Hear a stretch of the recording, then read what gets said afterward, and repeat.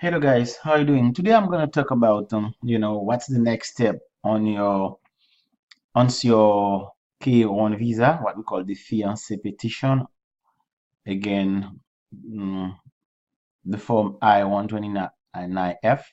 This is the petition that you file when you want to have your fiancé in USA, and then after a couple of days, once your fiancé get with this visa, before 20 days, you should get married, stuff like that. In fact, I got a previous video that show you how to apply for the K1 visa fiancé. You can check it out. I will put a link right here. So today I'm going to talk about the next step. The next step is when your petition has been approved. Generally, you should receive this letter telling you that the National Visa Center will receive the approved I-120F. Okay, which we understand that first of all, you submit the petition to the U.S. Citizen and Immigration Service. So it can take a couple of more, like 2, 3 or 4 months. Once they approve, they send it to the National Visa Center, and the National Visa Center will forward it to the consulate overseas. So at this step, what you can do, okay, the second step, once the case has been approved, they send it to National Visa Center. So it's gonna up to you how to react to speed up the process. Okay, so let me explain to you this second step, what you're gonna do. Okay, let's see exactly what it is. So hold on. So this is basically the first step. If you file the form I-130, there is a bunch of document that you need to submit. So that's another stuff. I have a video, like I told you, about it. Okay, I want to talk about this second step. So basically, once this has been approved, so what you need to do, you need to file the DS-260, the online non-immigrant, the K1 visa. By the way, let me tell you, if your fiance got a kid under 21, you can file the K2 visa for this child. Okay, so this child is eligible for the K2 visa. Okay, if your fiance got a kid under 21. So the most important need to do this one, the DS2, the DS-161, where you're gonna apply for the K1 visa. Okay,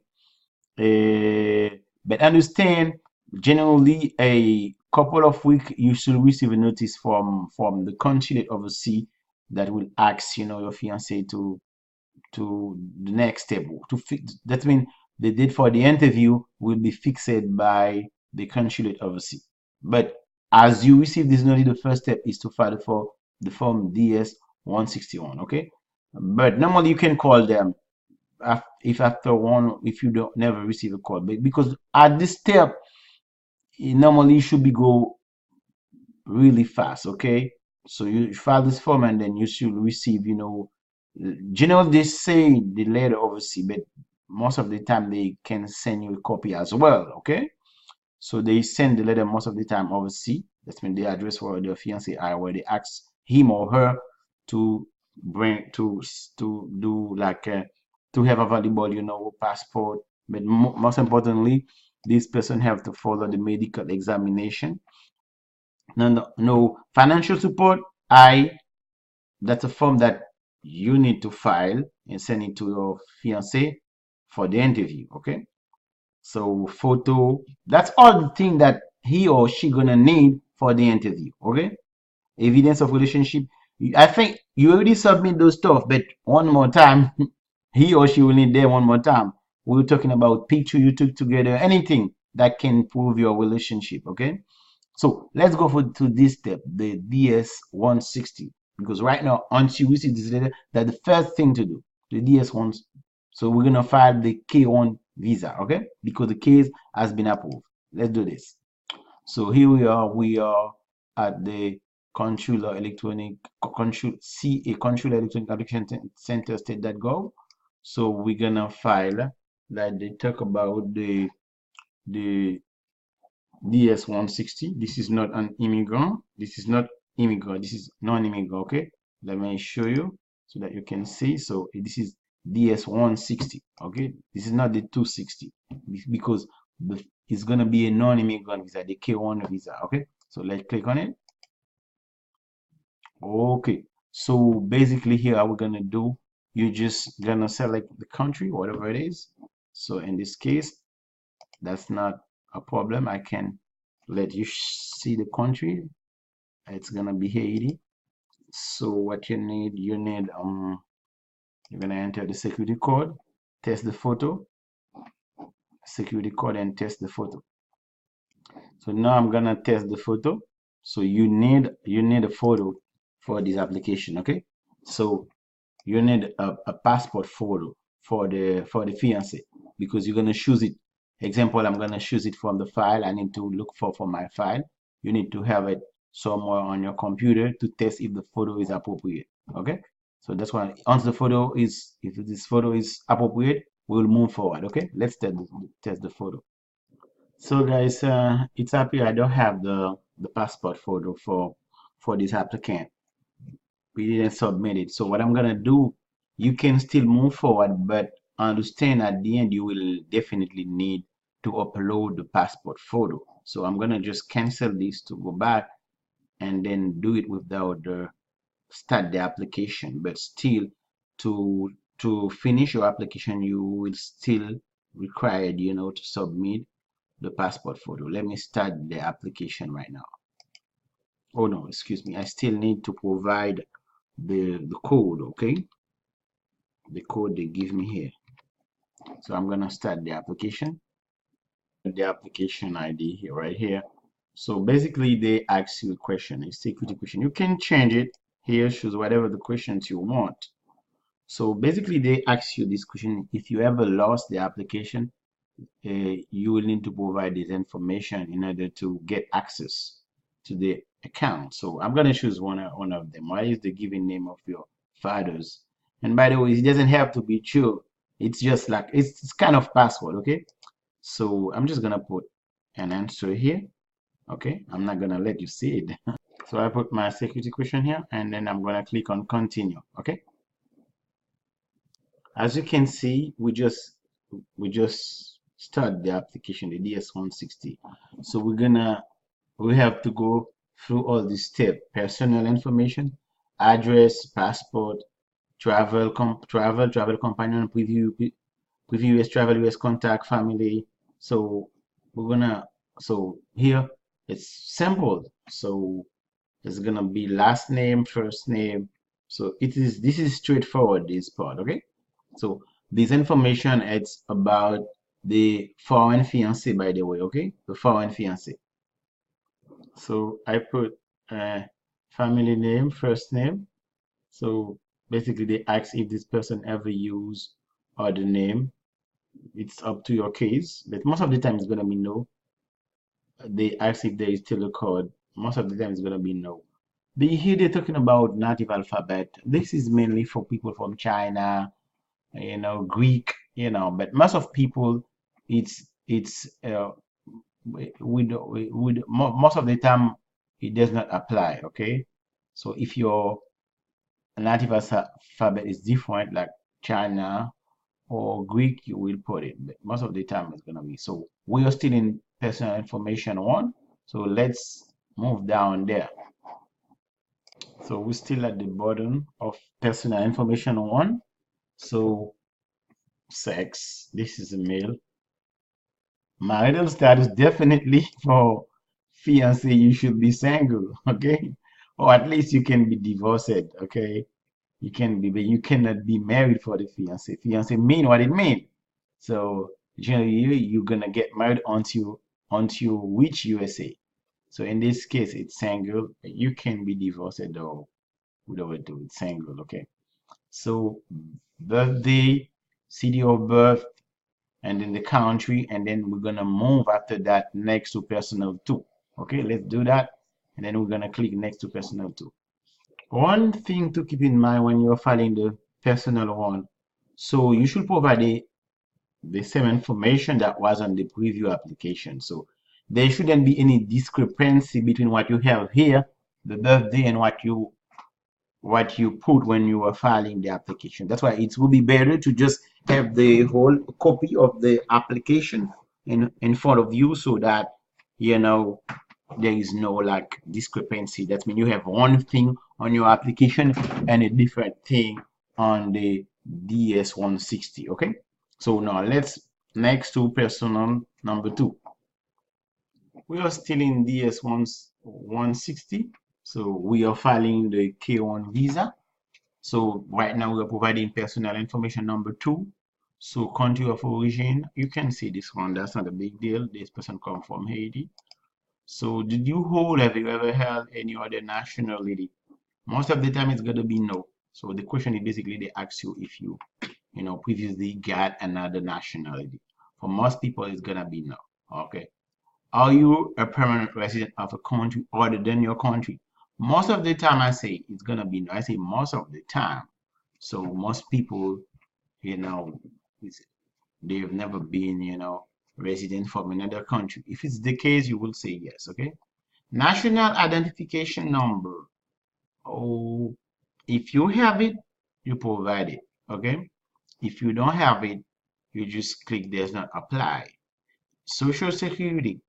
This means you're talking about your home country. Okay. That's not the number of your passport. For some country, you get what we call the national identification number. Social security. Most countries don't have it. Especially in Haiti, we don't have social security number. So I click does not apply. Okay. A U.S. taxpayer ID. This is the case if this person has been in business in USA. This person got a tax ID, you will provide it. I say most of the time it's gonna be does not apply, but if it's the case, you will provide it. So basically, we are done with personal 1 and 2. Let's go to the address and phone number. Okay. Address and phone number, there is nothing to explain. You just put the address of the US, no, excuse me, the foreign fiancé. You put his or her address, the country, and then phone number, as well as the email. Sometimes they don't have email. You can put your own email. That's not a big deal, really. And then you're going to click next for the passport information. So I'm going to provide the address and click next because there is nothing to explain here. But remember, again, I just remember you don't use different information.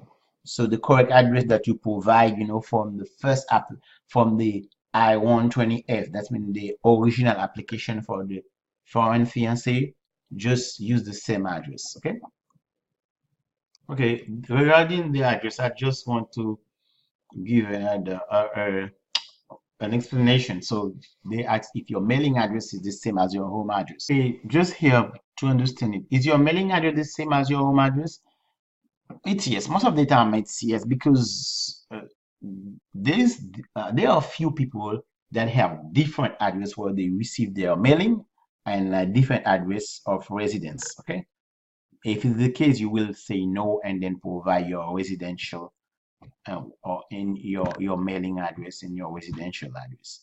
Most of the time it's gonna be yes, so you're pretty it's now they ask for a phone number, a mailing, and then we're gonna click the next for passport. Okay, basically we are in the passport section. As you can see, after passport is gonna be travel information, preview travel, US contact, family information, work, security background. So let's go to, in fact, this is really straightforward. So most people is gonna be regular passport. You're gonna put your passport number, the country, the city, the date of issuance date, expiration date. So this is really straightforward to fill out. There is nothing to explain. So you're just gonna fill out information on your passport. So I'm done in providing passport information. The next step is gonna be travel. They basically want to know when this person intend to come in USA, stuff like that. So let's go to travel. Okay. So in the travel sections, it's where you're gonna enter the type of visa. In this case, it's gonna be K1. So let's look for the K1 visa. Voila, this one, fiancé visa. So there it is. Say specify. Is the different K, okay? Fiancé and spouse. So I'm gonna choose not this one, child of K1. I'm gonna choose K1, okay? And then application receipt, they want the application yourself. You should have a case number. Okay, normally you get it from the NVC, the case number, and then address. This is gonna be the address of the fiancé, the address where you will stay in USA. It's gonna be the address. So these questions basically ask you if you have specific travel plan. So if you say yes, you will provide the exact date, the flight number. In this case, we don't even know. We don't even book a flight yet. So it's better to choose no and just give an expectation. Like let's say we're in 2017. So we are right now at the end of 2017.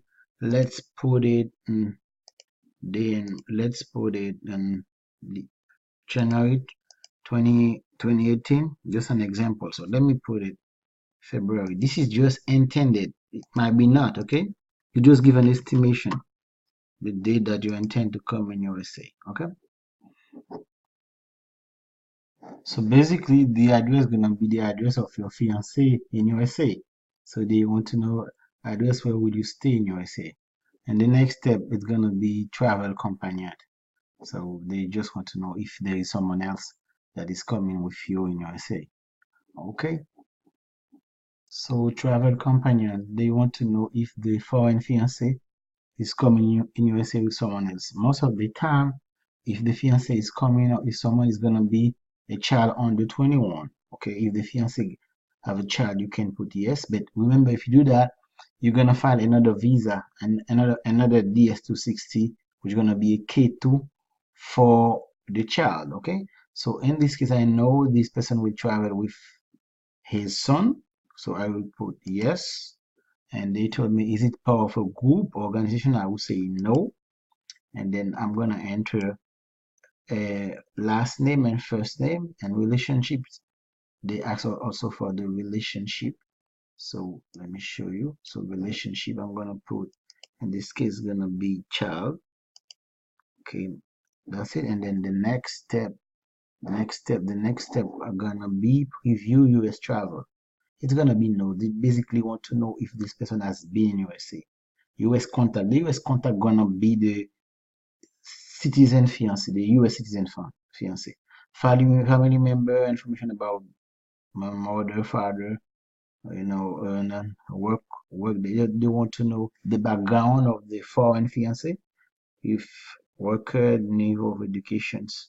Okay, so let's do this step. Let's finish with travel company. After that, we will click to go to the preview US travel. Preview travel. This is kind of background. They want to know if you've been. We know there is some case where the person has been in USA. Don't try to lie. They're gonna catch you if you've been in USA for some reason, because they're gonna find your fingerprint. Some people did it. You messed up the case. You better apply for a waiver if you've been deported. There's some type of waiver. Or just wait for is the ban can be 3, depending on your case, 3 years, 5 years, or 10 years. So, but don't try to lie. They're gonna catch you at the end. Okay. So if you've been in USA, say yes and explain. Okay. But for most people, it's gonna be no. Okay. For most people, I say. US contact for this case is gonna be your fiance. So you put, last name and first name of your fiance. So this is not an organization, and the relationship is gonna be the put spouse. US. You just put US petitioner because there is no place for fiance. You just put US petitioner. Okay, and I'm gonna put the name of the fiance here. And the next step is gonna be the family. Basically, they're gonna ask for father and mother of the foreign fiance, not the US fiance. Okay. Like I told you, family information. They just want to know your information about your mother, and they're talking mother of the foreign fiance, not the US citizen. Okay. So you're just gonna provide it for father and mother. So guys, there is these questions when they ask you if you have any immediate relative in USA, the fiance, you should choose it. So that's why they're gonna ask you additional information regarding, the US citizen fiance. Okay, so because they ask me if you have any immediate relative, you should choose yes, and which one? You're gonna select a fiance, and the status is gonna be a U.S. citizen. So you're gonna provide information regarding your fiance right here. That's why you got this one, okay? So that's why they're gonna ask also former spouse of your fiance. This one is gonna be information about the U.S. fiance, okay? So there is one information that I want you to remember, former spouse. They're talking about former spouse of the U.S. fiancé. That means if the U.S. fiancé has been married before, they need this information, okay? They need to know if you've been married, when, and when did you get divorced, stuff like that. If it's not the case, you will just select no, okay? You will be all right.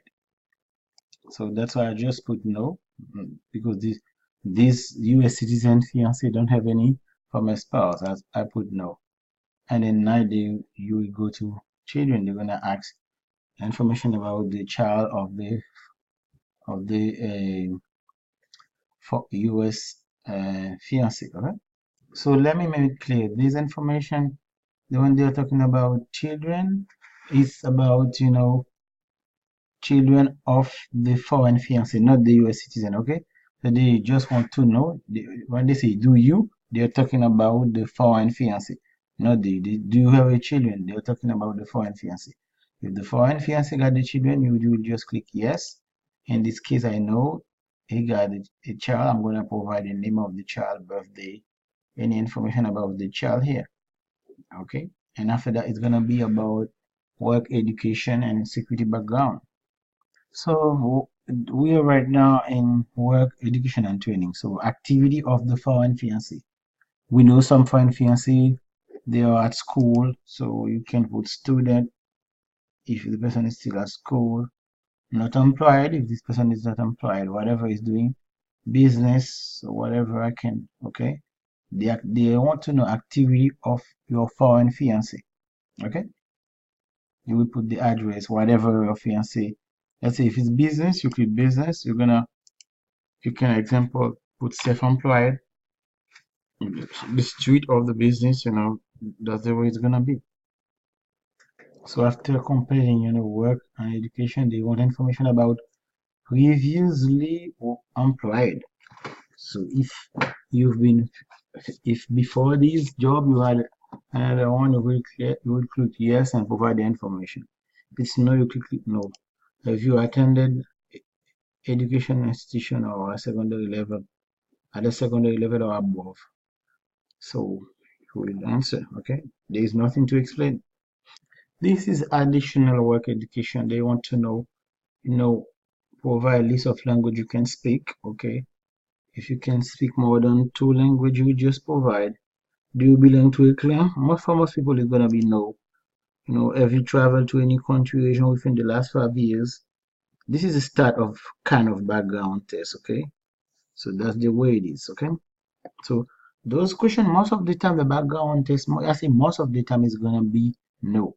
But if it's yes, you better say because it's background question. They want to know if you're safe to come in USA. But still, it's better. In many circumstances they can let you come if you can explain because they know there is some exceptional circumstance. So that's why you better tell the truth. But I know for most of people it's gonna be no. It's basically they're gonna ask you if you belong to some gang member, some security questions, stuff like that. Once you complete all the security questions, you're done with the form, with the DS 160. I said most of this background question gonna be no, no, but example for this one, the first one, part one, when they ask you, do you have documentation that establish that you have a vaccination? This should be yes. I said this, and I said should be because if you say no, you're gonna have to give some explanation. But basically, you want to know if you are safe, if you don't have any contamination. So that's why I say most of the time it's gonna be yes. Okay, for this part only, because they want to know if you've been vaccinated. Receive and normally you should receive because most of the time they send you to a doctor to receive this vaccination. Okay, medical examination is critical to come in USA. That's why they ask you this question. Okay. So for background, most of them are no, but this one it should be yes. Okay. But again, I'm not asking you to lie. You should. Most of the time, they send you see a doctor. Definitely, you're gonna get it. So that's why I say most of the time it's gonna be yes. So I'm in the last part of this security question part 5. As you can see, if you click yes, you're gonna have to explain. Okay, there is place for explanation, but most of them are no. Okay, because it's security background questions. Okay, and then they ask me photo because at the beginning I didn't have the photo. So basically, once I upload the photo, I'm gonna review, and then it's gonna be done for the DS160. Okay. So I click on photo, I get here, and then upload photo. I'm gonna upload. I'm gonna choose here, choose from my computer. I should have the photo somewhere, and upload it, and then confirm. Then it's gonna be alright for the photo. Let me choose the photo. So I already choose my photo, and I'm gonna click next to upload the selected photo. Okay, guys, I just can't let you see the person, but the photo passed the quality standard. So photo passed quality standard, and then I'm gonna click continue using this photo. So like I told you, you have two choices.